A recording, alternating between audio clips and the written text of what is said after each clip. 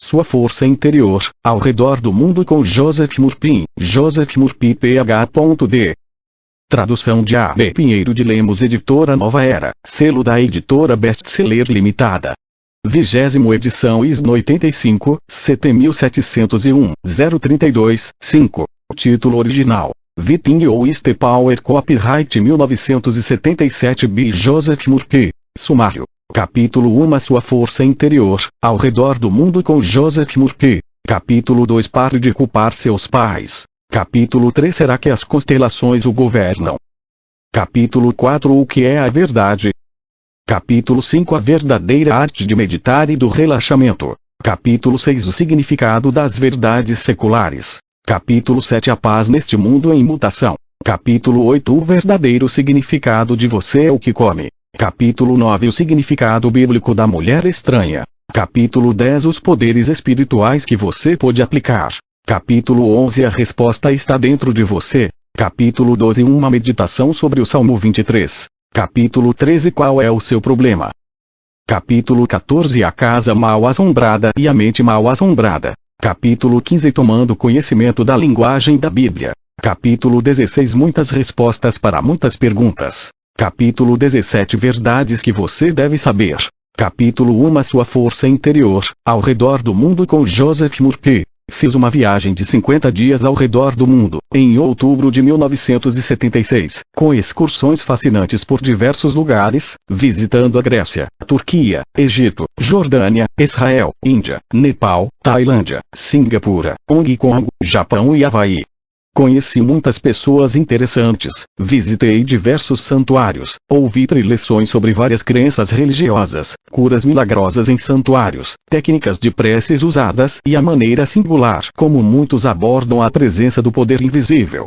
Durante essa viagem, tive a oportunidade de conversar com muitas pessoas sobre as leis da mente e as do espírito. Fiquei bastante interessado ao constatar que tantas pessoas, nos muitos países visitados, desejavam saber mais sobre o funcionamento da mente subconsciente. Uma das razões para minha viagem era reunir material para um livro. Portanto, tomei anotações mentais de tudo o que vi e ouvi. Muitas observações estarão incorporadas às páginas seguintes. A cidade de Atenas é bastante moderna, com um interesse e um charme característicos. Parece mais fascinante a cada vez que a visito. Na verdade, trata-se de uma exploração literal à antiguidade. O Partenon, o Templo de Zeus, excursões a Eleusis e Corinto, o que me fez recordar os mistérios eleusíneos e a atração dos rituais misteriosos dos templos antigos, repositórios de tesouros espirituais. Você é o seu próprio Salvador. O guia em Corinto ressaltou amplamente que estávamos no mesmo lugar em que Paulo estivera ao elaborar e enunciar suas epístolas aos Coríntios. Depois, acrescentou que Paulo sabia que Jesus era o Salvador do homem. Mas isso não é correto, como podemos constatar ao examinar a Bíblia.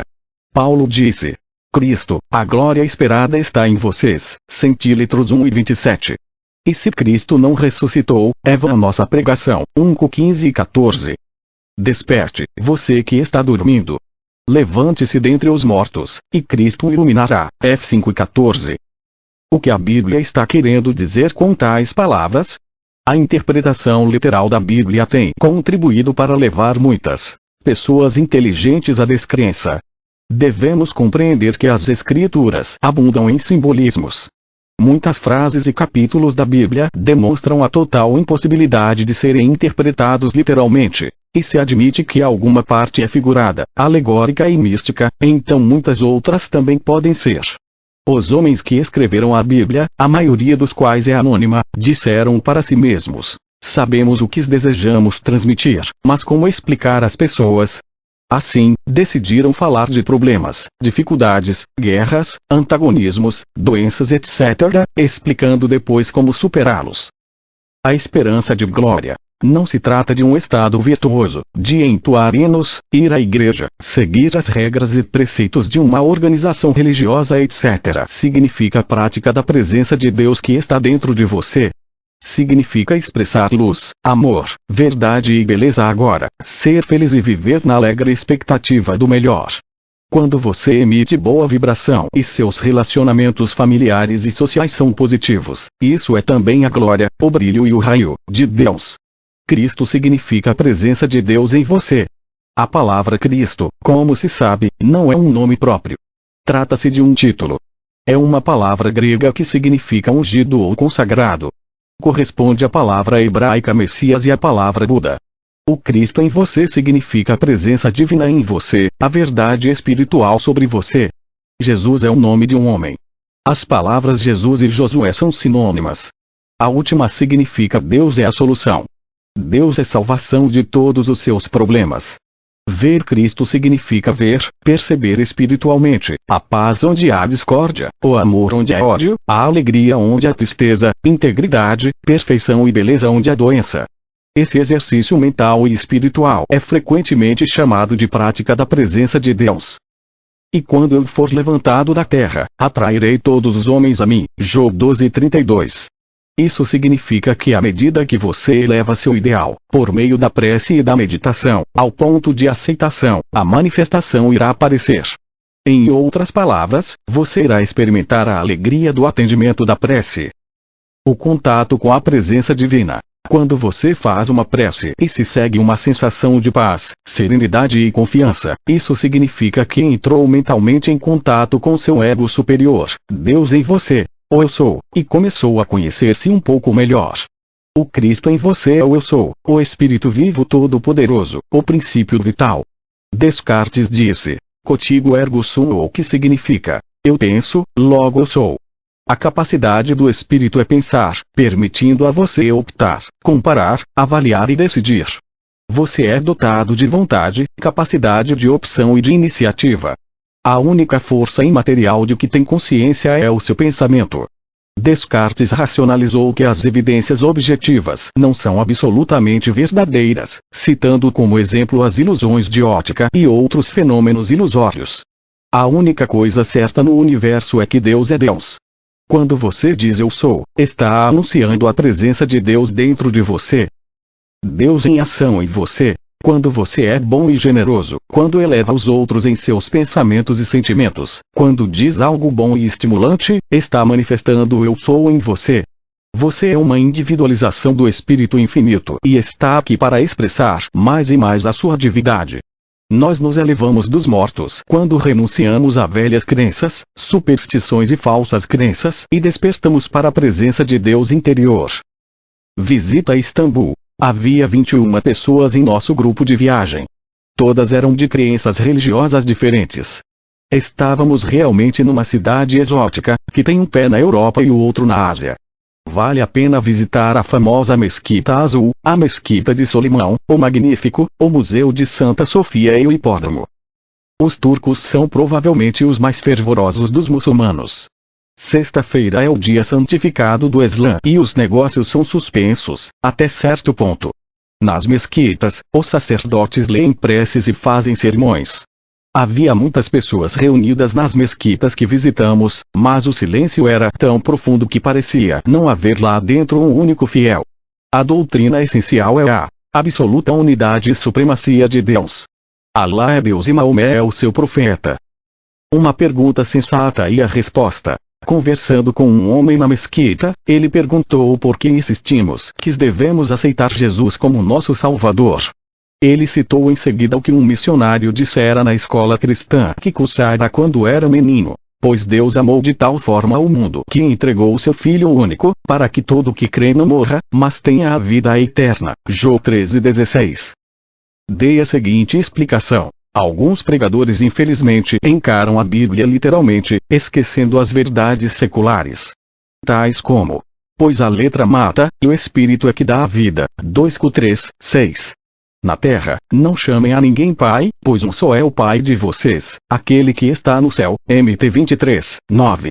Subo para junto do meu pai, que é pai de vocês, do meu Deus, que é o Deus de vocês. João 20:17. Tudo isso indica que possuímos um pai ou progenitor comum, o princípio vital, e que, na realidade, somos todos irmãos. Ressaltei que cada homem é o seu próprio Salvador, porque Deus está em todos os homens. A Bíblia diz: eu declaro, Vocês sejam deuses, e todos filhos do Altíssimo. SL 82, 6. Paulo diz: todos os que são guiados pelo Espírito de Deus são filhos de Deus. RM 8 e 14. Deus não é parcial com as pessoas, pois Deus não faz distinção de pessoas. RM 2 e 11.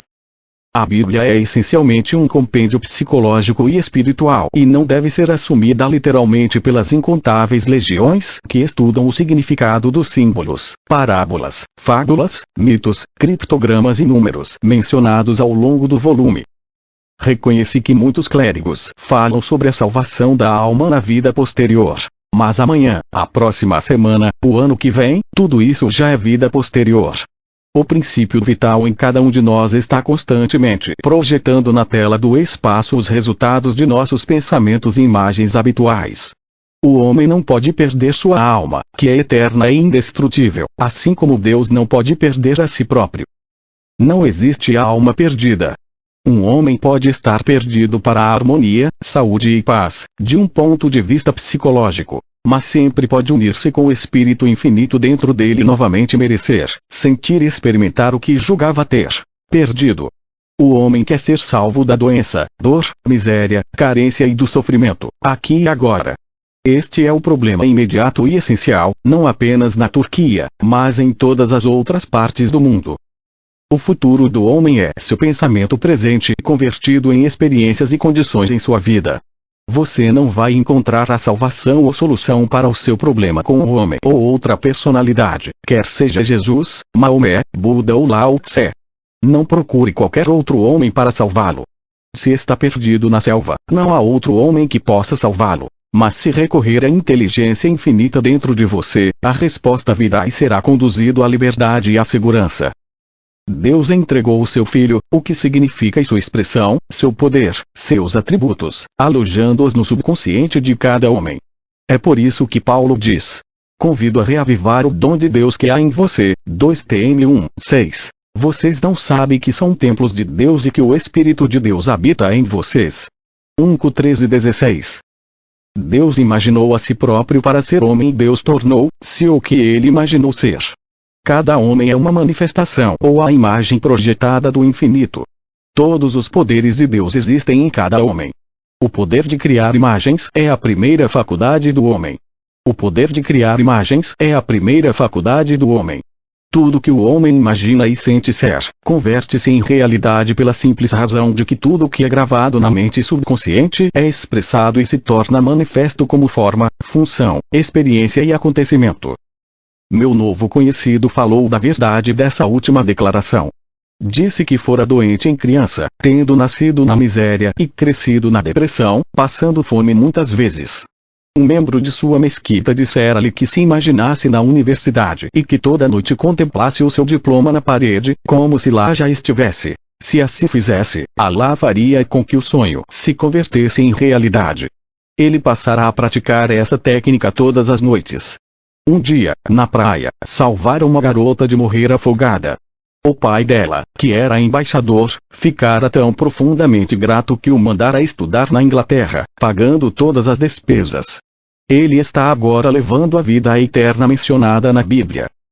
A palavra eterna significa uma vida contínua sem os grandes movimentos irregulares do destino, uma vida criativa, serena e harmoniosa, sem altos e baixos, como doença e saúde, riqueza e pobreza, depressão e alegria. Leve um padrão de vida construtivo e progressivo.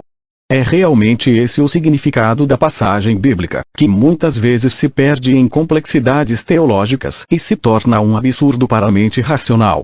Além do mais, é um insulto para os judeus, muçulmanos, budistas e shintoístas dizer-lhes que devem acreditar na personalidade de Jesus para serem salvos. Salvos do quê? Precisamos ser salvos da ignorância, medo, superstição, pobreza e doença. A ignorância é o único pecado e todo o sofrimento é consequência. Alcance uma nova concepção de si mesmo. Deus é a presença e o poder universal, instantaneamente disponível a todos os homens, não importando que sejam ateus, agnósticos ou santos. Seu pensamento é criativo. Você pode começar a alcançar uma nova imagem de si próprio sendo o que deseja ser. Alimente essa imagem com fé e confiança e descobrirá que o poder de Deus criativo está dentro de você. Saberá então pela primeira vez que é o seu próprio Salvador e terá a confirmação de que Deus reside em você. Só há um único poder criativo. Compreenda isso claramente.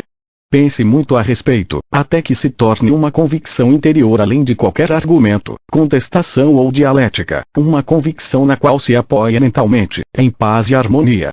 Toda sabedoria e poder de Deus estão dentro de você como o único Filho de Deus gerado, o que significa a expressão, o produto, a projeção do Espírito Infinito em você. Somos todos gerados do único, pois só existe uma presença e poder. As explicações acima satisfizeram inteiramente meu amigo muçulmano e ele está agora além do poder do subconsciente e a paz interior. A Terra dos Faraós. Foi a minha terceira visita a essa terra fascinante. Volta-se ao passado quando se visita Luxor e contempla-se o glorioso templo de Karnak, o Vale dos Reis e o Colosso de Menon, em Tebas, visões que deixam todos os visitantes dominados por uma espécie de temor e espanto místicos. Ouvimos preleções no Museu do Egito, no Cairo, vimos as fabulosas relíquias tiradas da tumba de Tutankhamon, a esfinge de alabastro e a grande pirâmide de Quéops. Houve também um espetáculo de som e luz emocionante nas pirâmides, mostrando os tempos fabulosos dos faraós. A Grande Pirâmide. Essa pirâmide é considerada como a principal das 7 maravilhas do mundo, sendo muitas vezes chamada de Evangelho na Pedra. Está situada no centro do universo, simbolizando a grande verdade de que Deus está no centro de seu ser. A pirâmide está relacionada com o homem no universo. Cientistas do mundo inteiro têm estudado sua maravilhosa estrutura, a sua fabulosa antiguidade, a execução impecável do trabalho e o mistério de sua origem. O homem que nos falou sobre as pirâmides ressaltou que eminentes astrônomos, matemáticos, egiptólogos e arqueólogos têm realizado pesquisas amplas e chegando à conclusão de que os planejadores originais eram pessoas de inteligência excepcional e possuíam sabedoria cósmica. Os 4 pontos cardeais, o caminho da prece. A disposição da Grande Pirâmide está relacionada com os 4 pontos cardeais da bússola, que simbolizam as 4 partes do homem: espiritual, mental, emocional e física. Os 4 pontos cardeais também se referem às 4 letras no nome de Jeová, isto é, Yod-Heh-Vav-He. Yod é consciência, espírito, eu sou. E é uma ideia, ou pensamento imagem em sua mente. Val representa sentimento, amor e emoção. O E final é a manifestação do que você imaginou e sentiu ser verdade. É assim que todas as coisas são feitas. Não há nada que não seja feito dessa maneira. Deus fala a você por meio do desejo. Sinta a realidade do seu desejo, alimente-o, mantenha-o, imagine a sua realidade, veja o final feliz e, gradativamente, irá concretizando em sua mente subconsciente, até que se torne realidade.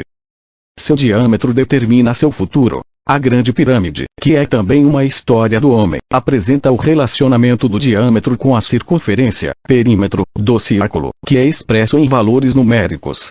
O círculo representa o infinito ou Deus, que não tem princípio nem fim. O diâmetro determina a circunferência do círculo.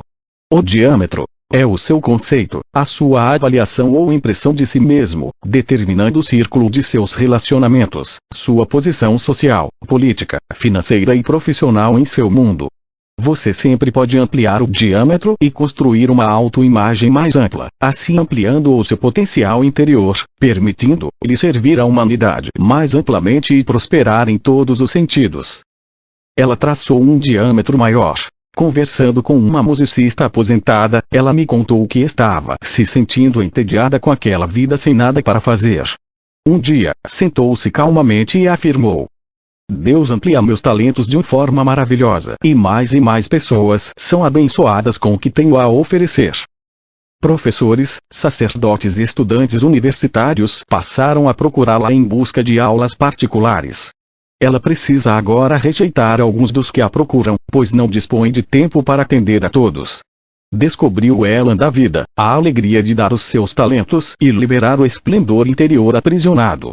Descobriu que a idade não é a fuga dos anos, mas sim o amanhecer da sabedoria. A interpretação da pirâmide. Diversas interpretações têm sido dadas à palavra pirâmide, como luz do sol. O verdadeiro significado é medida de 10. O número 10 significa, de um ponto de vista fálico, os órgãos geradores masculino e feminino, o que simbolicamente representa a união do princípio macho e fêmea em todos nós. Portanto, o verdadeiro significado da pirâmide é a interação de sua mente consciente com a subconsciente, a união equilibrada que proporciona harmonia, saúde, paz e abundância em sua vida. A Câmara do Rei e a Câmara da Rainha representam o princípio macho e fêmea em todos nós. Os frutos do primeiro ano. Um fazendeiro que nos acompanhava perguntou-me: por que os primeiros frutos são dados ao Senhor? Ele citou a seguinte passagem da Bíblia: pegue os primeiros frutos que você recolher da terra, que Javé seu Deus vai lhe dar, coloque-os num cesto. DT 26, 2. Há um costume entre muitos povos do Oriente Médio e de outros lugares de deixar que os primeiros frutos apodreçam, já que pertencem a Deus. O primogênito, de acordo com a tradição de Israel, recebe as propriedades ou bens. Em alguns países existe a lei do primogênito, que é o direito do mais velho numa família constituída pelo mesmo pai e mãe. Pelas leis da Inglaterra, o primeiro filho possui o direito exclusivo de herança. A lei da vida é uma inversão de tudo isso. Rejeitar os primeiros frutos e só comer os seguintes é pura e simplesmente uma decorrência da incompreensão. A explicação é simples. Tudo o que significa é o seguinte: o que você é agora e o que deseja ser. Você deve morrer para o estado antigo e viver para o novo. Em outras palavras, você exalta e alimenta o ideal em sua mente, sabendo que um poder todo-poderoso está agindo por sua conta. Na medida em que permanecer fiel a seu ideal, esta irá se moldar dentro de você e o velho estado morre, aparecendo a nova manifestação. Ela disse: tudo está andando para trás. Uma mulher me perguntou: por que tenho todos esses problemas? Tenho feito preces por um novo estado. Sei o que quero, mas tudo está andando para trás. Expliquei que o processo de prece estava mudando a mente subconsciente dela. À medida que continuasse a desviar sua atenção do estado antigo, ele iria gradativamente se desintegrar, mas o processo de mudança poderia ser um tanto incômodo. Quando se varre uma sala, a poeira levanta e a gente sente vontade de se retirar. Mas quando a sala está limpa, podemos sentar e achar tudo satisfatório. Não se vê a poeira. Isso acontece 9 vezes em 10. À medida que se abastece o subconsciente com padrões vitais, os antigos destroços e complexos ocultos no subconsciente procuram resistir, criando um pouco de poeira. Mas se continua o processo de limpeza, todo o seu mundo muda e você é transformado. Ela queria um casaco de pele. Durante a excursão, conversei com uma mulher que me contou que, alguns anos antes, quisera ter um casaco de pele, mas não dispunha do dinheiro necessário para comprá-lo. O inverno estava se aproximando em Nova York, onde ela morava, uma cidade em que neva e faz muito frio. Ela começou a se imaginar num casaco de pele, sentindo a sua realidade, afagando o casaco imaginário. Na imaginação, contemplava-se no espelho usando o casaco e experimentando toda a alegria de possuí-lo. Alguns dias depois, entrou numa loja para olhar os casacos à venda e experimentá-los. Enquanto o fazia, no entanto, seu casaco velho foi roubado. A gerência da loja decidiu oferecer-lhe um casaco de pele, exatamente como ela desejava, a um preço bastante reduzido e que ela tinha condições de pagar, como uma compensação. A mente subconsciente dela providenciou tudo, à sua maneira. A mente subconsciente sabe tudo e não tem de raciocinar logicamente. A inteligência infinita está dentro dela. Se você raciocina indutivamente, não pode deixar de admitir que nem todas as coisas são possíveis. Ela raciocinou que não podia ter um casaco de pele, mas, imaginando-se num casaco de pele e sentindo sua realidade, levou a mente subconsciente a aceitar o desejo e convertê-lo em algo concreto à sua maneira. Todas as coisas são possíveis para sua mente mais profunda.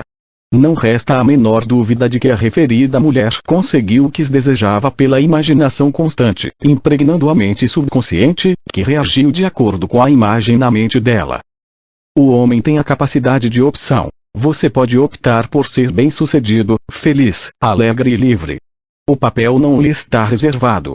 Não existe a predestinação. Se existisse, não teríamos o menor direito de criticar ou elogiar quem quer que fosse neste mundo, pois cada um estaria simplesmente preenchendo um papel, como um ator numa peça. Você pode representar qualquer papel que desejar, simplesmente atiçando o dom de Deus que existe dentro de você. Deve lembrar que não poderíamos despertar o que há dentro de nós se já não estivesse lá antes. Há mérito quando você diz que seu filho escolheu o caminho do bem. 1000 anos são aos teus olhos como o dia de ontem, que passou, uma vigília dentro da noite. SL 89, 94. Essa é uma expressão poética significando que 1 milhão de anos são como um segundo no drama do despertar. Deixe que a ressurreição dos poderes de Deus ocorra em você e maravilhas irão acontecer a cada prece. Capítulo 2. Pare de culpar seus pais. A Jordânia é um país fascinante e uma viagem a Petra revela uma cidade espetacular, entre rosa e vermelha, de antigos palácios, túmulos, templos, escadarias e ruas escavadas em rocha. O visitante é dominado por uma espécie de reverência mística ao percorrer as ruínas antigas dessa cidade histórica. Diversas escavações no local da Dibon bíblica revelaram que a ocupação da área remonta ao início da Idade do Bronze, por volta de 3000 AC. Conversando com um homem no hotel em Amman, a capital da Jordânia, ele me contou que nunca conhecera os pais, nascera na miséria e agora era diplomata, trabalhando numa embaixada no exterior. Estava de férias, visitando alguns dos locais históricos de sua pátria. Durante a conversa, abordou uma grande verdade. Não importa qual a origem de seu nascimento, você sempre pode se elevar e superar todos os obstáculos, se souber como entrar em contato com a presença divina interior, que tudo sabe e tudo vê. Ele disse que muitos cientistas e autores de ficção afirmam que nossos genes determinam o destino que nos está reservado e que tudo o que será necessário fazer, no futuro, é alterar o código genético. Dessa maneira, poderemos produzir os tipos de homens e mulheres que quisermos no mundo, praticamente da mesma forma como criamos gado e cavalos puro sangue. Ele acrescentou, rindo, que alguns chegam a ressaltar que, se uma mulher quisesse um filho como Einstein, Lincoln, Paderewski, Carver ou algum outro grande estadista ou sábio, tudo o que teria a fazer, contanto que houvesse disponível o fluido espermático congelado do homem específico, seria providenciar uma inseminação artificial. Assim, teria como filho o tipo de homem que admirasse. Outros dizem que basta ter algumas células de um homem eminente e colocá-las numa cultura, podendo-se então duplicar tantos tipos iguais a ele quantos de desejar. Há muito disparate e ficção em tudo isso. É verdade que herdamos por meio dos genes a cor dos olhos, pele, cabelos e muitas outras características. Dizem-nos que também herdamos a propensão para contrair determinadas doenças e que a estupidez e um alto quociente de inteligência nos são transmitidos por nossos pais.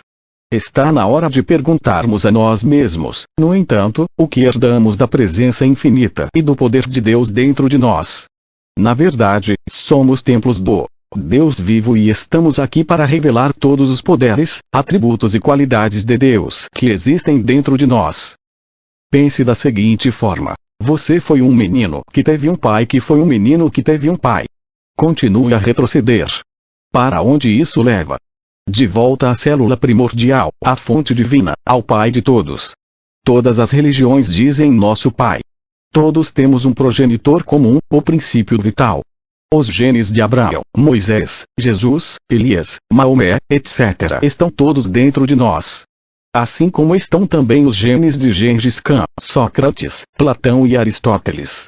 Se você é um americano nato, pense em todos os ancestrais que já teve desde que os peregrinos desembarcaram na América. Um matemático poderia fazer o cálculo para você rapidamente. Robbie Wright, um físico cuja árvore genealógica remonta ao princípio do século XVI, calculou que teve 17.000 ancestrais desde 1600. Você não é uma vítima da hereditariedade. Uma de minhas irmãs, que foi professora durante muitos anos antes de ingressar no convento na Inglaterra, contou-me que certa ocasião teve como aluno um menino de inteligência excepcional. Era superior a todos os demais e ela recomendou ao sacerdote local, que concordou em enviá-lo para o seminário. Ele teria uma bolsa de estudo inteiramente gratuita. Mas o menino recusou, alegando: sou apenas o filho de um mineiro. O pai dele também assumiu essa atitude. É justamente essa atitude mental que o mantém e a muitos outros meninos numa espécie de cativeiro. Há uma continuação das mais interessantes dessa história. Um membro da nobreza local queria adotar um menino. Minha irmã recomendou uma criança de um orfanato próximo, cujos pais estavam mortos.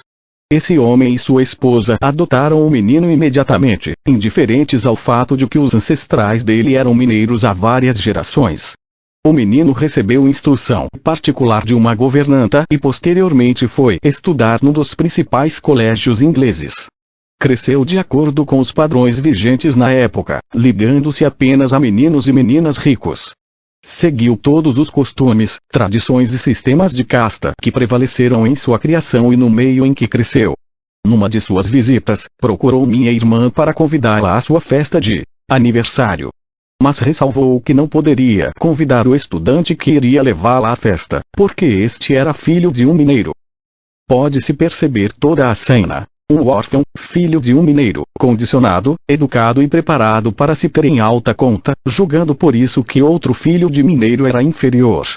O outro menino mencionado anteriormente, que possuía uma inteligência excepcional, carecia da coragem de tentar, porque fora condicionado a pensar que era de uma classe mais baixa e por isso se considerava inferior. Foi a atitude mental dele que o impediu de se elevar, não os genes, cromossomos ou o fato de ser filho de mineiro. Considere a fonte. É um absurdo encarar seus pais, avós ou ancestrais como a fonte de seus poderes, qualidades, tendências, aptidões e características. Assim fazendo, você limita seu potencial. Deve compreender que provém de Deus. Deus reside dentro de você e é seu Pai Celestial. Toda a sua sabedoria, poder e glória estão à sua disposição, esperando que você recorra ao seu inesgotável reservatório de força e inteligência. Você não é uma mera confluência de átomos, moléculas, genes e tendências herdadas. Em vez disso, você é um filho de Deus vivo e herdeiro de todas as riquezas de Deus, espirituais, mentais e materiais. Não se amoldem às estruturas deste mundo, mas transformem-se pela renovação da mente, a fim de distinguir qual é a vontade de Deus, o que é bom, o que é agradável a Ele, o que é perfeito. RM 12, 2. Essa é a chave para uma nova vida. Sua mente é uma máquina que tudo registra. Todas as convicções, impressões, opiniões e ideias teológicas que aceitou e lhe foram incutidas na infância estão impressas em sua mente subconsciente. Mas você pode mudar sua mente. Pode começar a preencher-la agora com padrões de pensamentos divinos, aliando-se ao espírito infinito interior, alcançando a beleza, amor, paz, alegria, sabedoria, poder e ideias criativas. O espírito em você irá reagir, transformando sua mente, corpo e condições. Seu pensamento é o veículo entre o espírito, seu corpo e o mundo material.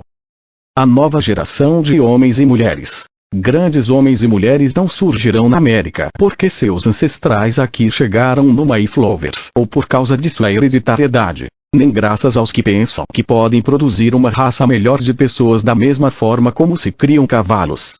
Não se pode omitir o espírito ou Deus. Algumas das maiores mentes saíram das áreas mais miseráveis. George Carver procurou o espírito interior em busca de orientação e inspiração, elevando-se a grandes alturas e cumulando seu povo e seu país através de suas descobertas, invenções e fórmulas, como um grande químico. Deixou de pensar em si mesmo, como um escravo, servo ou inferior a qualquer outra pessoa. Sua prece constante era: pense nele em todos os seus caminhos, e ele aplanará as suas trilhas. PV 3, 6. E Deus o atendeu, abençoando e fazendo prosperar. Pergunte a si mesmo frequentemente: o que herdei do infinito? E a resposta é a seguinte: Deus habita em mim e devo reconhecer esse poder e despertar essa presença dentro de mim, realizando maravilhas, pois seu nome é maravilhoso. Ele nasceu na cozinha do inferno. Um dos maiores cirurgiões que já conheci me contou que nasceu na cozinha de inferno. A mãe era prostituta, ensinaram-lhe a roubar quando era pequeno, jamais conheceu o pai. Pode-se dizer que tudo estava contra ele e que não tinha chance alguma na vida. Mas a verdade é que ele teve a chance de toda uma vida. Um dia, um cirurgião tratou de seus ferimentos depois de uma briga. Ele achou que o homem era tão generoso e bom que decidiu tornar-se também um cirurgião. E relatou-me: Imaginei-me todo vestido de branco, operando, e pedi a Deus que me ajudasse. Subitamente, houve uma mudança comigo. Não podia mais roubar. Estudei muito, ganhei uma bolsa de estudo e um dos professores pagou-me todas as despesas na faculdade de medicina, dizendo: pode saldar a dívida tornando-se um bom médico e um bom cirurgião. Deus atendeu à prece dele.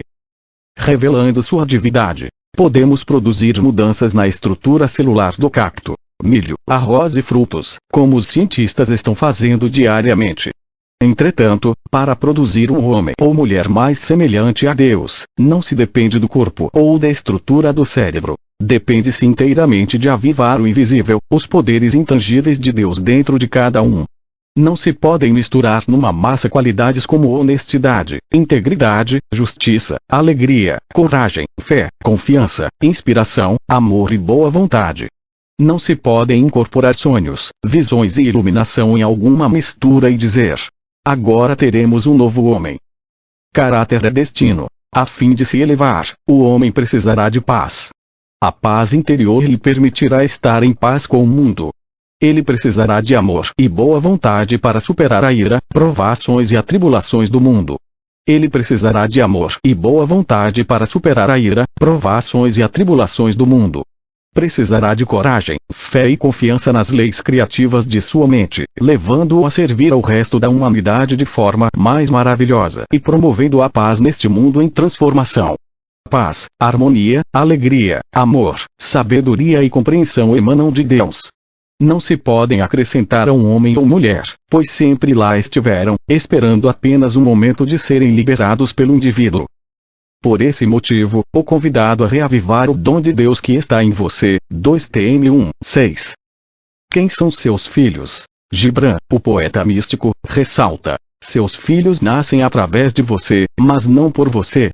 Na terra não chamem a ninguém pai, pois um só é o pai de vocês, aquele que está no céu. Mt 23:9. Você vem de uma nobre linhagem quando pensa em seu pai, Deus, a presença invisível, o poder que criou todas as coisas, visíveis e invisíveis. O céu significa a inteligência infinita em que você vive, se move e existe. Ao fazer uma prece, remonte à fonte de toda a vida e clame pela orientação, sabedoria, abundância e inspiração da presença prístina interior, o Pai de tudo. Recuse-se a admitir qualquer poder nas condições, circunstâncias, acontecimentos ou registros genéticos de pais, avós ou todos os ancestrais que o precederam. Homens, mulheres e condições não constituem a causa de seus sucessos ou infortúnios. A suprema causa, a única causa e poder, é o Espírito. Você não está limitado pelo karma ou pelo passado. Deus habita em você.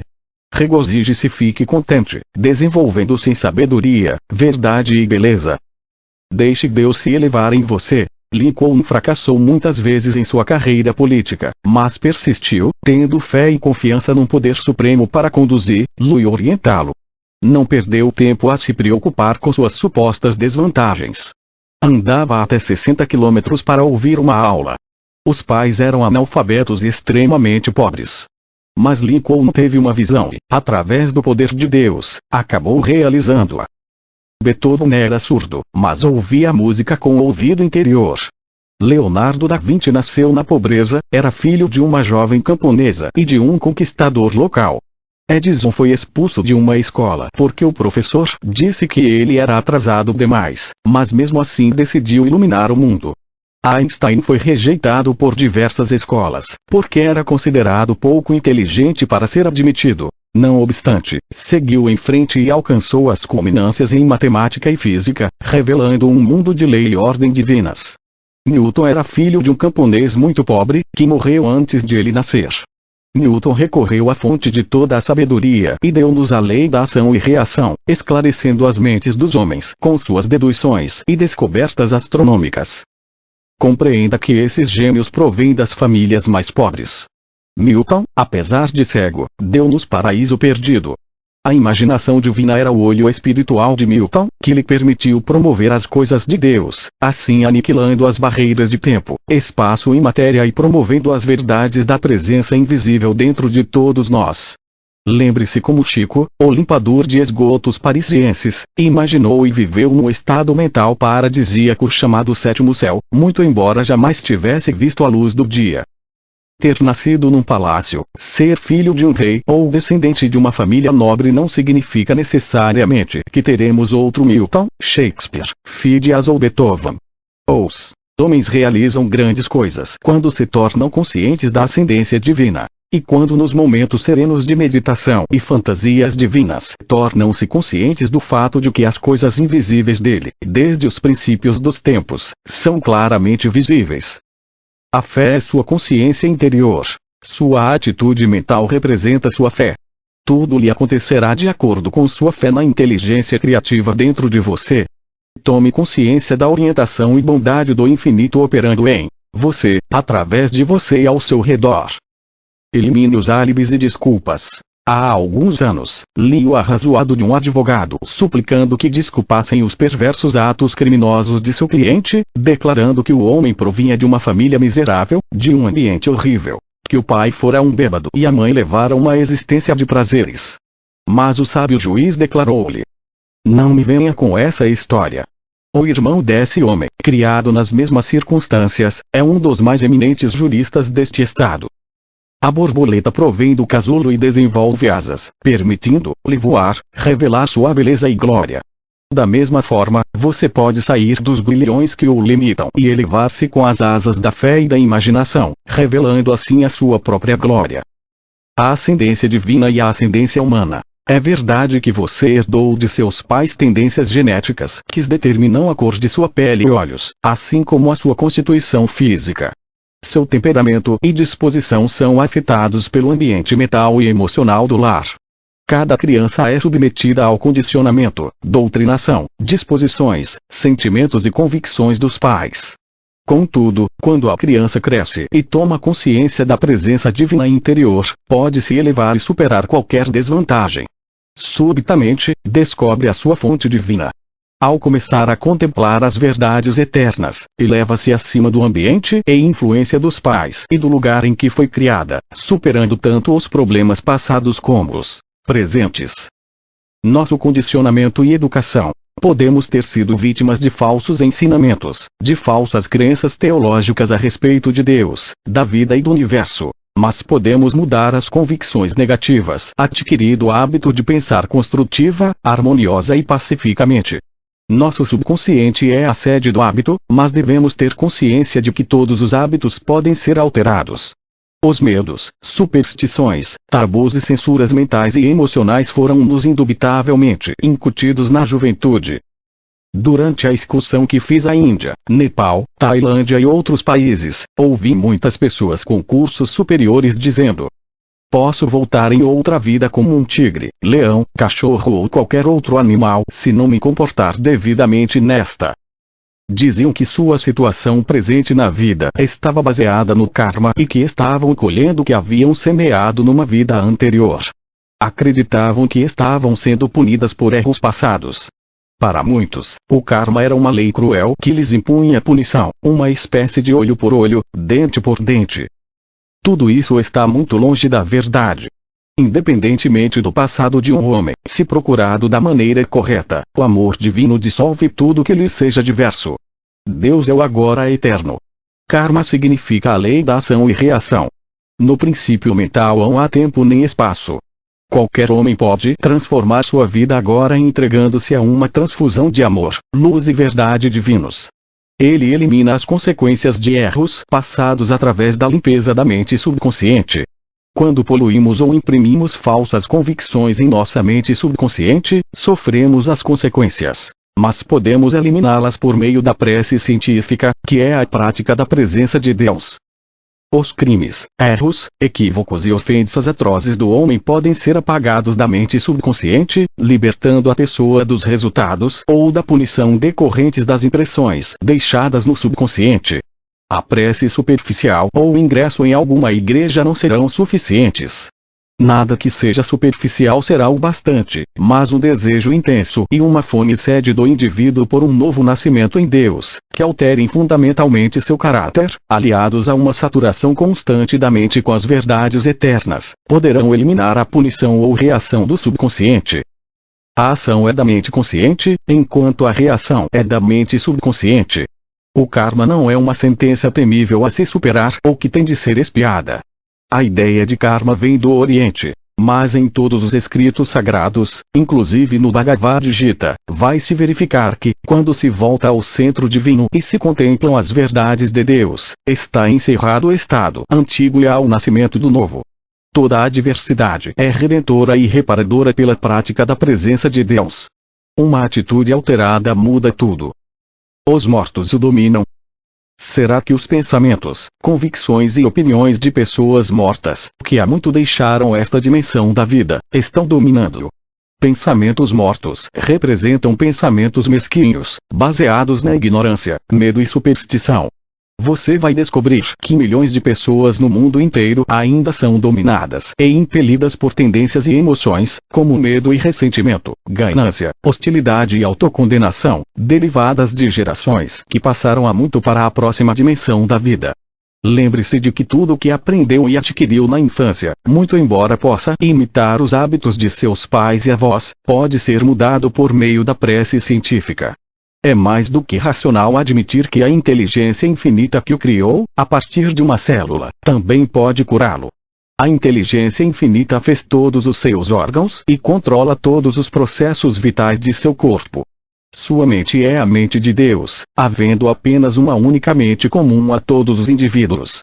Possibilidades tremendas estão latentes dentro de você. Suas pressuposições, crenças e convicções subconscientes determinam e controlam todas as suas ações conscientes.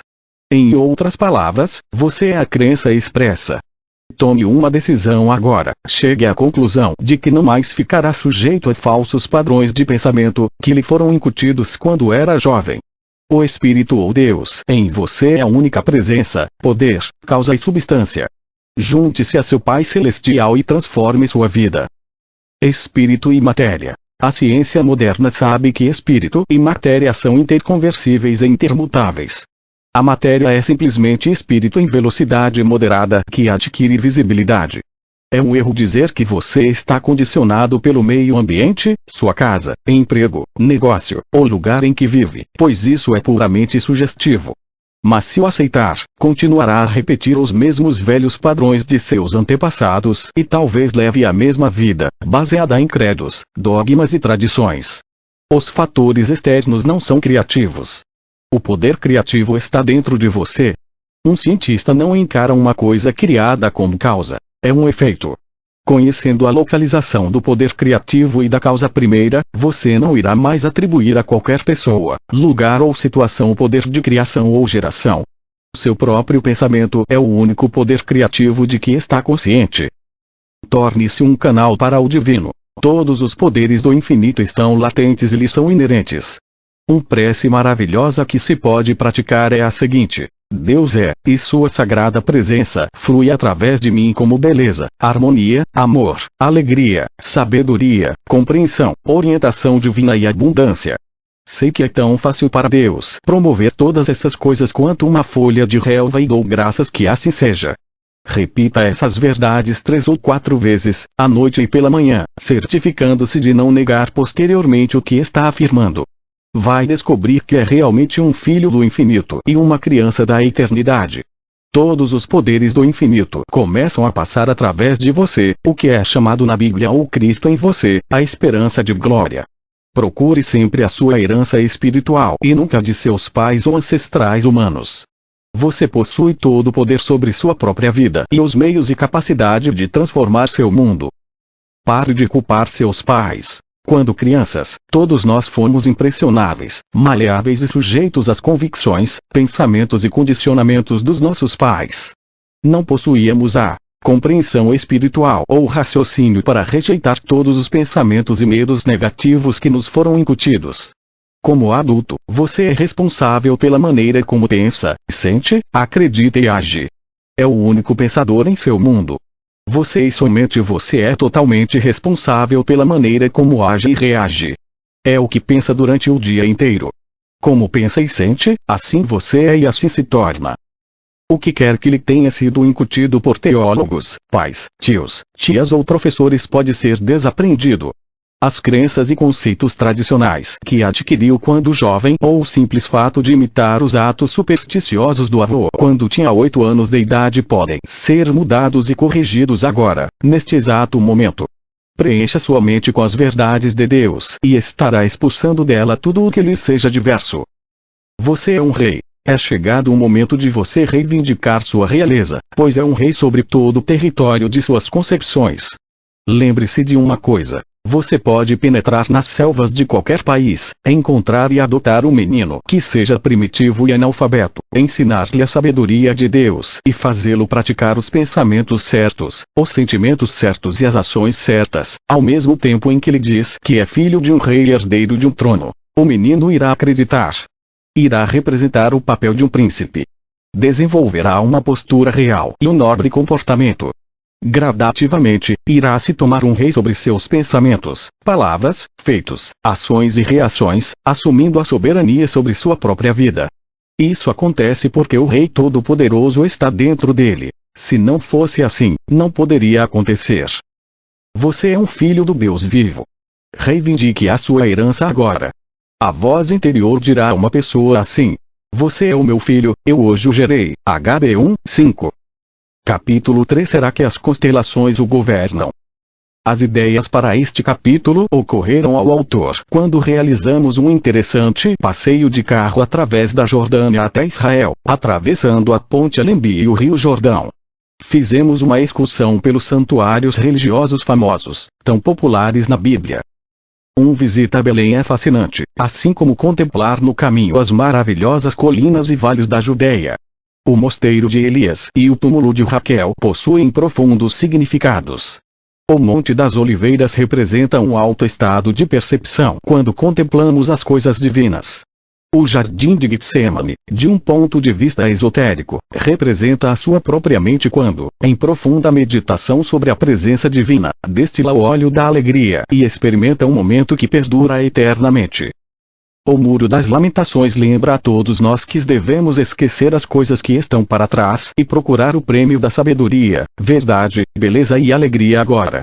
A igreja de São Estevão e o domo de pedra lembram-nos que a igreja está realmente dentro de nós e que estamos aqui para produzir as maravilhas do infinito interior. Igreja significa eclésia, dar vazão ao poder e sabedoria de Deus de seu eu superior. A pedra significa sua convicção da presença de Deus, que é invulnerável, invencível e inexpugnável. Betânia, a tumba de Lázaro e Jericó também têm um significado profundo. Jericó significa o estado de fragrância.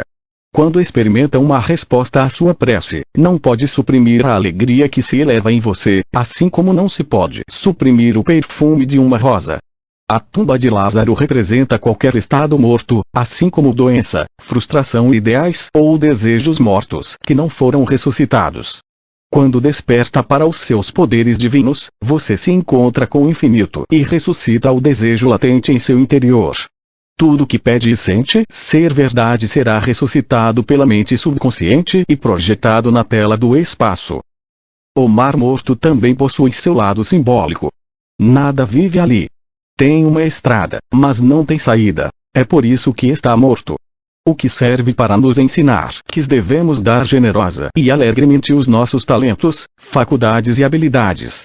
Você pode dar cordialidade, bondade e boa vontade. Pode transmitir vibração e exaltar a divindade em todos os que o cercam. Dê as ideias de Deus. Dê assim como a árvore dá seus frutos e o sol dá seus raios, sem fazer perguntas. Que haja uma circulação divina do amor, paz e harmonia de Deus sempre operando em você. Deixe que sua riqueza circule sabiamente, judiciosamente, construtivamente. Tudo isso é essencial para uma vida plena e feliz. É natural dar amor, assim como a mãe dá amor ao filho no berço. Ela não exige qualquer compensação. Belém representa a casa do pão, isto é, o pão da paz, harmonia, alegria, inspiração e orientação divinas. Esse é o pão da vida. Betânia significa a superação de qualquer problema por meio do poder de Deus que existe em você. Elias significa a presença de Deus ou a consciência do Eu Sou em você, o conhecimento de que Deus residente é o seu Salvador. Ele culpava as estrelas. Há uma conjugação maléfica de planetas em meu horóscopo e tudo está saindo errado. Saturno está à minha casa solar, declarou um homem que me foi consultar há algum tempo. Ele estava absolutamente convencido de que sua perda e intensa divisão e os prejuízos financeiros eram predeterminados pelas estrelas, apesar de seu oftalmologista, depois de examinar o fundo do olho, achar que era muito mais provável que a fonte do declínio da visão fosse um distúrbio emocional. Expliquei ao homem que já é um fato sabido na medicina psicossomática atual que fatores mentais e emocionais desempenham um papel incontestável nas doenças. Durante a conversa com esse homem, que tinha tanto medo do seu horóscopo, ele revelou que sentia um profundo ressentimento e intensa hostilidade à sogra.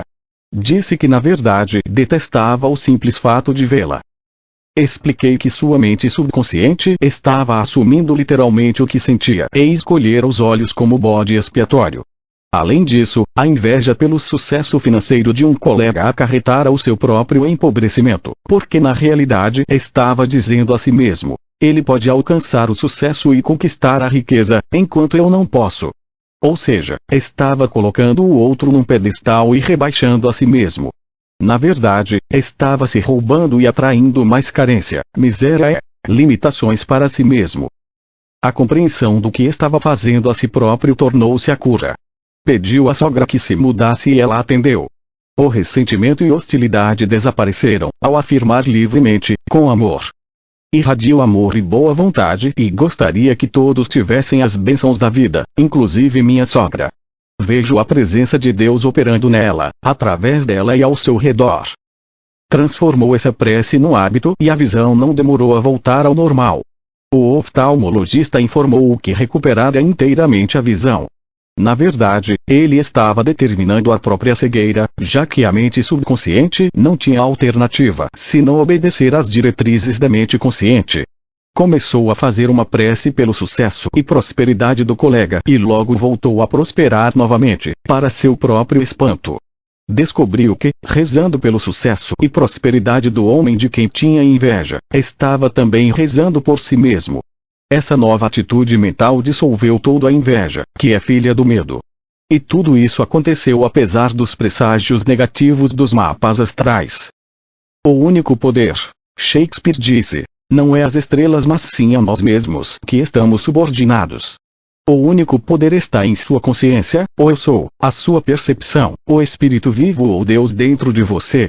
Portanto, não deve prestar obediência às estrelas, mas sim a Deus, que criou as estrelas, assim como os planetas.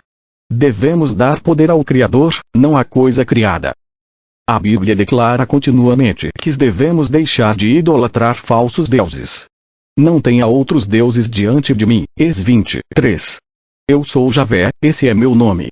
Não vou dar para outro a minha glória, nem vou ceder minha honra para os ídolos. Is 42, 8. Você se cansou de seus numerosos conselheiros, que se apresentam, então, e o salvem os astrólogos que observam as estrelas e a cada mês fazem prognósticos do que vai acontecer a você. Is 47, 13. A lei da mente em ação. 2 professores amigos meus mandaram fazer seus mapas astrais, pelo preço de $50 cada. Por sugestão minha, concordaram em não lê-los, para não impregnarem suas mentes subconscientes com os prognósticos negativos dos horóscopos. Durante 12 meses, fui o depositário dos 2 horóscopos. Durante esse tempo, expliquei-lhes amplamente a lei da vida, porque, como o homem imagina em sua alma, assim ele é. PV 23, 7. Isso significa que tudo aquilo que você pensar e sentir ser verdade vai impregnar a mente subconsciente e tudo o que fica impresso no subconsciente acaba se manifestando. Também expliquei que é impossível qualquer coisa acontecer, a menos que já tenha alguma afinidade ou equivalência na mente. Todos moldam, formulam e ajustam seu próprio destino, por seus pensamentos e sentimentos habituais. Expliquei ainda que, muito embora suas mentes subconscientes pudessem ter sido poluídas com negativismo e falsas crenças, poderiam mudá-las por meio de uma identificação com as verdades eternas, em vez dos padrões do zodíaco. Poderiam carregar suas baterias mentais e espirituais regular e sistematicamente, contemplando as verdades de Deus, que transcendem a todos os mapas astrais. Meus dois amigos praticavam o pensamento construtivo de acordo com o princípio imutável da verdade. No fim do ano, os dois examinaram os horóscopos em meu gabinete e riram alegremente. Havia predições negativas que jamais se consumaram. Ao contrário, onde havia indicações de perdas financeiras e acidentes, eles haviam encontrado o sucesso e a saúde. Ambos não apenas haviam prosperado, mas também tinham sido promovidos em suas respectivas universidades. Se tivessem lido antes os horóscopos, as sugestões negativas teriam ficado gravadas em seus subconscientes e certamente todas as coisas previstas acabariam ocorrendo. E seja feito conforme a sua fé. MT 8 e 13. Se você acredita em predições negativas, será justamente isso o que vai experimentar, porque a lei da vida é a lei da fé. A busca. Segundo a lei da alegoria, Abraão deixou a Caldeia em busca do verdadeiro Deus. Os caldeus eram extremamente ativos na elaboração da astrologia e atribuíam tudo aos movimentos das estrelas, assim comparando profanamente a coisa criada ao Criador. Abraão, que significa o pai da multidão, nosso pai, compreendeu que o mundo é governado por seu Criador e causa primeira. E se dedicou totalmente a Deus, a única presença, poder, causa e substância. A psicologia da antiguidade. A astrologia também pode ser compreendida como a psicologia da antiguidade. Conheço sensitivos e psíquicos que leem o passado, o presente e o futuro com extraordinária acurácia, revelando tendências e características de indivíduos, sem qualquer conhecimento de astrologia. Alguns usam um baralho e fazem predições com espantosa precisão. Outros utilizam números, revelando episódios passados e planos e propósitos presentes. O processo do psíquico é simplesmente sondar o subconsciente da pessoa.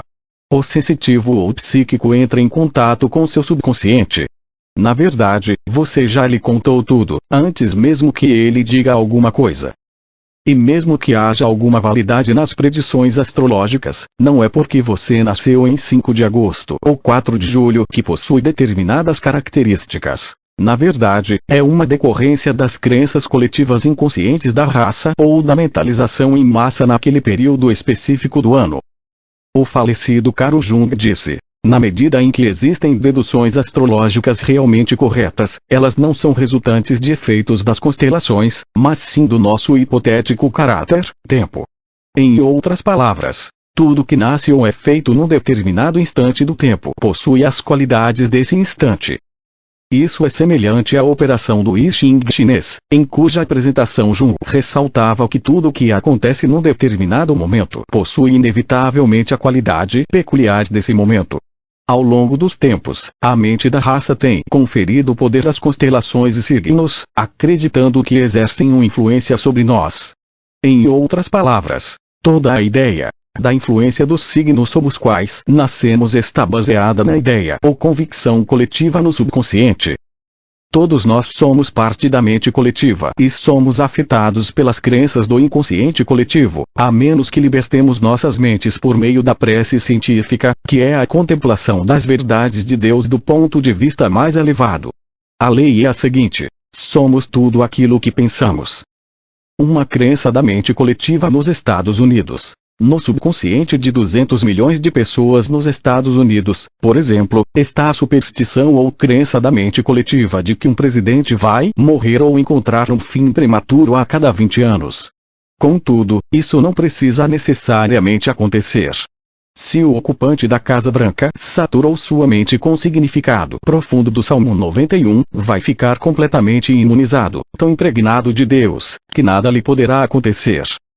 Como Touro se torna Áries. Se você diz que nasceu em Touro quando o Sol estava tropicalmente nesse signo, deve se lembrar de uma coisa. No zodíaco sideral, baseado em estrelas fixas, que é usado no Oriente, o Sol estaria em Áries. Todas as definições que você lê são derivadas de observações empíricas. Vamos supor que tenha nascido no dia 10 de maio. Um astrólogo na Índia, usando a versão sideral do zodíaco, diria que o Sol estava em Áries.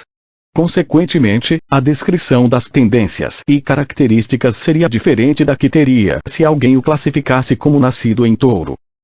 Contudo, se ambos os astrólogos, esquecendo os rótulos Áries e Touro, analisassem-no de acordo com seu período de tempo, isto é, a sua data de nascimento, baseando suas descobertas na crença da mente coletiva e na observação empírica de milhares de amostras ao longo dos anos, provavelmente chegariam a observações e deduções similares. Da mesma forma, um bom grafólogo pode examinar sua letra e fazer uma excelente descrição de suas características, tendências, aptidões e predições de sucesso futuro, etc. Mas tudo isso é baseado também em observações empíricas sobre o modo de escrever e o formato das letras, além da percepção intuitiva ou psíquica do operador. O zodíaco, com seus 12 signos, simboliza as 12 tribos do Antigo e os 12 apóstolos do Novo Testamento. Em outras palavras, os 12 poderes ou atributos e qualidades de Deus estão em você. Os nomes das estrelas. Os antigos, disse Maimônides, concentrando toda a sua atenção na agricultura, deram nomes às estrelas, derivados de suas ocupações durante o ano. Para compreender a astrologia em termos de desenvolvimento histórico, o eminente estudioso C.F. Volney, em Revolutions of Empires, publicado em inglês, em Paris, em 1802, ressaltou que o complicado sistema de culto às estrelas foi organizado à beira do Nilo Superior. Estava relacionado com os produtos da terra e os trabalhos da agricultura. Assim, os etíopes chamaram de estrelas da inundação ou aquários as estrelas sob as quais o Nilo começava a fluir. Estrelas do boi ou do touro, aquelas sob as quais começava a arar. Estrelas do leão, aquelas sob as quais esse animal, tangido do deserto pela sede, aparecia nas margens do Nilo. Estrelas da virgem da colheita, aquelas da estação da colheita. E estrelas do carneiro, aquelas sob as quais esses animais eram paridos. Os mesmos etíopes, tendo observado que a volta da inundação sempre correspondia à ascensão de estrelas espetaculares, que apareciam na direção da fonte do Nilo e pareciam advertir o lavrador contra as águas iminentes, compararam essa ação à do animal que, com seus latidos, dá aviso do perigo. Assim, chamaram a principal dessas estrelas de o cão que ladra Sirius. Da mesma forma, deram um nome de estrelas do caranguejo àquelas em que o Sol, tendo chegado ao trópico, recua por um lento movimento retrógrado, como o caranguejo ou Câncer. Deram um nome de estrelas do bode selvagem ou Capricórnio àquelas onde o Sol, tendo chegado a seu ponto mais elevado no trajeto anual, descansa no topo do gnomo, imitando o bode, que adora escalar os cumes das rochas. Deram um nome de estrelas da balança ou Libra àquelas em que os dias e noites, sendo iguais, pareciam em equilíbrio como naquele instrumento. Chamaram de estrelas do escorpião aquelas que apareciam quando determinados ventos periódicos traziam vapores, que queimavam como o veneno do escorpião. Os homens diziam, por uma metáfora perfeitamente natural, o touro espalha sobre a terra os germes da fecundidade, na primavera. O carneiro livra os céus dos poderes malignos do inverno. Ele salva o mundo da serpente, símbolo da estação das chuvas, e restaura o império da bondade, verão. O escorpião derrama seu veneno sobre a terra e espalha a doença e a morte. O que acabamos de relatar é uma breve sinopse da pesquisa de Volney, em seu artigo sobre o culto de símbolos. O zodíaco e seu significado. A palavra zodíaco significa uma linha ou cinturão imaginário no céu. Não é um corpo físico e, obviamente, não possui qualquer atração gravitacional. É por isso que os astrônomos e astrofísicos ficam perturbados e perplexos pelas pessoas que acreditam nisso. Sabiamente, os cientistas rejeitam inteiramente a suposta influência dos 12 signos, tendo certeza de que a alegação dos astrólogos, de que a influência é decorrente da atração gravitacional, é totalmente absurda. A Bíblia e as estrelas. Desde os céus pelejaram as estrelas contra Cisera, desde a sua órbita o fizeram, JZ 5:20. Indubitavelmente, isso significa que Cisera verificou que seu horóscopo, baseado em averiguações astrológicas, era desfavorável. Como já foi ressaltado anteriormente, essa é a psicologia da antiguidade. Os antigos diziam que quem nascia no determinado signo teria uma constituição psicológica específica, tais como peculiaridades, características, tendências e aptidões, que seriam predominantes. Se Sisera acreditava que as estrelas estavam contra ele, naturalmente lhe aconteceria o que acreditava, pois a lei da vida é a lei da fé. Todos nós somos criados com determinadas crenças, opiniões, medos e atitudes em relação à vida. Todos nós somos condicionados de maneira diferente na juventude. Contudo, não há fatalismo, porque podemos mudar nossas vidas sintonizando com o infinito e afirmando que a verdade de Deus é a nossa verdade. Como pensamos, falamos e agimos, do ponto de vista da presença e poder infinitos, assim estaremos projetando um horóscopo espiritual para nós mesmos, baseado na sabedoria, verdade e lei e ordem divinas. Obviamente, Sisera temia a derrota e a morte. Como Jó disse, o que eu mais temia aconteceu, Jó 13:25. Tal atitude mental só podia terminar numa derrota desastrosa de Sisera. Ele poderia ter superado as predições negativas que lhe foram feitas pelo astrólogo. Poderia ter se virado para a presença de Deus interior e conseguido a paz, a harmonia, amor e a ação correta divina. Sua vida poderia ter mudado inteiramente. Sisera era um filisteu e não estava a par das leis da mente ou dos caminhos do Espírito Infinito. Sua derrota não estava nas estrelas, mas sim em sua mente subconsciente. Os filisteus cultuavam ídolos e estátuas de pedra em seus templos, considerando-os deuses. Muitas pessoas que se dizem cristãs, judias, muçulmanas e budistas temem e dão poder à peste suína, aos germes, ao tempo, à magia negra, ao vodu, aos espíritos malignos, ao câncer, à velhice e à morte. Contudo, a morte não existe, mas apenas a vida. E a idade não é a fuga dos anos, mas o amanhecer da sabedoria. Daqui a 1 bilhão de anos, você estará vivo em algum lugar, porque Deus é a vida e Deus não pode morrer. A vida dele é agora a sua vida. Recorra a esse poder. Não importa quem ou o que você é, e independentemente de qualquer signo zodiacal sob o qual possa ter nascido, sempre pode recorrer a essa presença espiritual, ao poder que criou o universo e que é onipotente, em busca de orientação, direção e cura. Se abrir a mente e o coração para receber, esse poder irá atendê-lo e restaurar sua alma. Contudo, se acreditar que Saturno está trabalhando contra você, então o infinito não poderá operar através de você. Confie no espírito interior. Todas as coisas se tornarão novas e todos os obstáculos e dificuldades irão se dissipar, da mesma forma que a luz dissipa a escuridão. Sortilégio, vodu e feitiçaria. Tudo o que essas palavras realmente representam é um mau uso do poder espiritual. Existe apenas um poder, Deus. Tudo está baseado na sugestão. Você tem o poder de rejeitar as sugestões ou predições negativas dos outros. Pense no bem e o bem se seguirá. Ingresse na consciência do amor de Deus e irradiará amor e boa vontade para todos. Gradativamente, irá desenvolver uma imunidade à atmosfera negativa e às falsas crenças do mundo. Encare o vodu e a magia negra, sua verdadeira luz. Veja como realmente são, isto é, usados por pessoas que ignoram o verdadeiro poder espiritual. Essas pessoas pensam que sabem tudo a respeito, mas não sabem nada. Ao encarar tais coisas à sua verdadeira luz, todo o poder delas desaparece. Só existe um poder, movendo-se como unidade e harmonia, o poder afirmativo. O uso negativo do poder oculto é destruído pelo uso construtivo do poder. A posição real e suprema é a da união consciente com a fonte da vida. Esteja consciente disso e não precisará mais se preocupar com qualquer ação das sugestões negativas dos outros.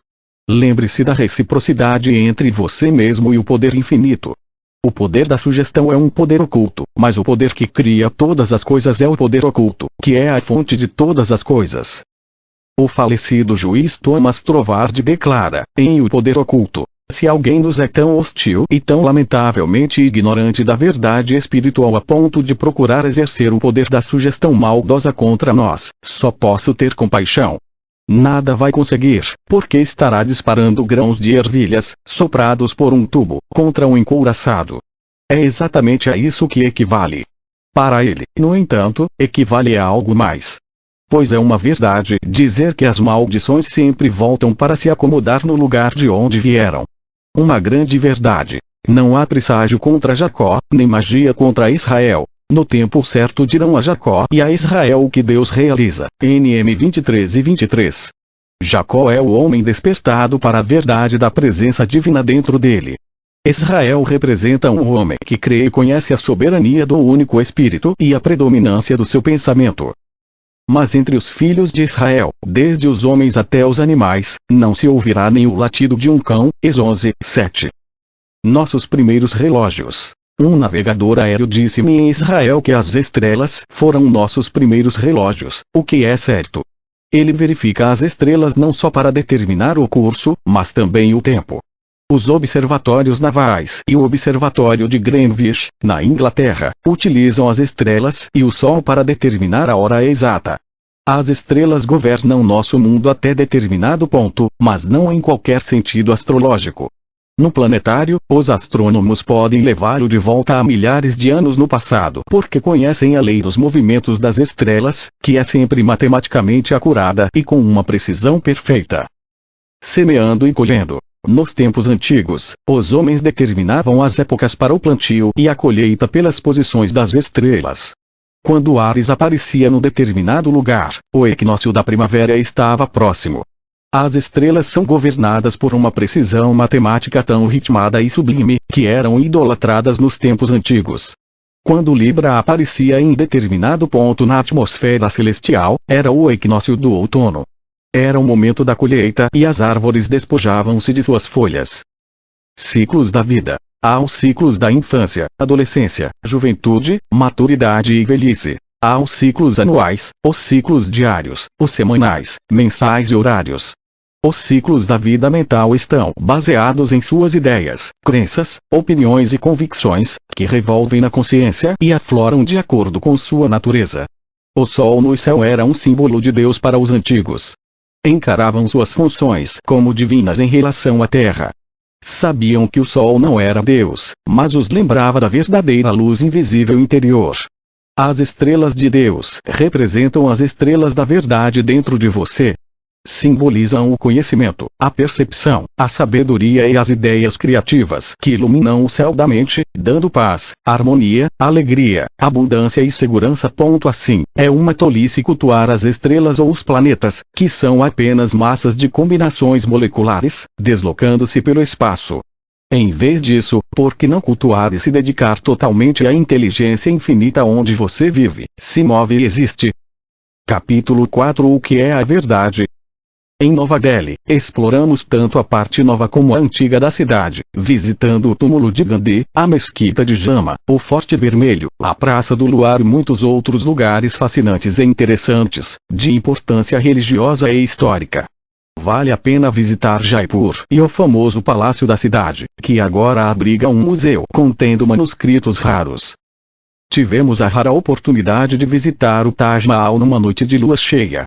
Todas as pessoas do nosso grupo permaneceram em silêncio por cerca de 20 minutos, contemplando a beleza, a simetria, a ordem e as proporções impecáveis. É uma das 7 maravilhas do mundo e foi construído pelo imperador Shah Jahan como um mausoléu para sua esposa favorita Mumtaz Mahal, em mármore branco. É um símbolo universal de amor. As muralhas e palácios, famosos pelas intrincadas incrustações, são testemunhas silenciosas dos conhecimentos matemáticos e geométricos dos antigos construtores indianos. Indubitavelmente, pertenciam a antigas corporações, integradas por homens, iniciados no ato de transmitir beleza, amor e ordem divina em prédios de pedra e mármore. O Taj Mahal pode ser chamado de uma história de amor em pedra. Nossa visita a Benares foi muito instrutiva e compensadora. O guia fez uma excelente dissertação sobre os costumes religiosos, métodos de sepultamento e história dos muitos templos famosos, tanto budistas como hinduístas. A ideia para este capítulo ocorreu-me quando um membro do nosso grupo perguntou ao guia: acha que as crenças dos budistas representam a verdade? Ao que o guia respondeu: o que é a verdade? 2 mais 2 são 4. Buda ensinou a verdade quando disse que a ignorância é o único pecado. Achei que o jovem guia responderá de forma muito inteligente. Recordem a seguinte passagem do Evangelho de João. Pilatos disse: o que é a verdade? Ao dizer isso, Pilatos saiu ao encontro das autoridades dos judeus, e disse-lhes: eu não encontro nele nenhum motivo de condenação. João 18:38. A pergunta de Pilatos não foi respondida. A verdade é Deus e Deus é a verdade, e Deus não pode ser conhecido no sentido absoluto. Contudo, podemos aprender as leis da mente e começar a pensar certo, sentir certo e agir certo, o que transforma nossas vidas.